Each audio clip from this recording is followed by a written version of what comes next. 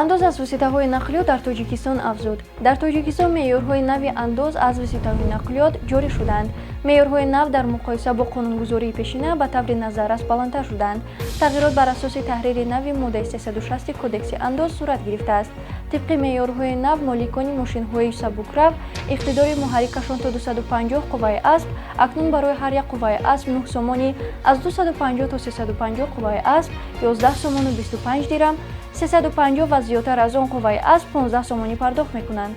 меъёрҳо барои микроавтобусҳои бо 12 ҷойи нишаст нисбати зиёдтар 2 баробар боло рафтанд. моликони автобусҳои дорои 13-30 ҷойи нишаст акнун қариб 77% ва автобусҳои дорои зиёда аз 30 ҷойи нишаст қариб 58% зиёдтар пардохт мекунанд. барои мошинҳои боркаши вазнашон то 20 тонна меъёр 37%, аз 20 то 40 тонна 11,1% ва зиёда аз 40 тонна қариб 38% зиёд шудаанд. аз электромобилҳо низ андоз ситонида мешавад, лекин бо меъёри пастшуда 50% аз меъёри оддӣ барои ҳар 1 киловатт иқтидор. Пардифен ҳаб ҳангоми дарди сар, дарди буғум ва дандонҳо тавсия дода мешавад. Пардифен аз ширкати Вегафарм. Пардифен ҳабро аз дорухонаҳо пурсон шавед.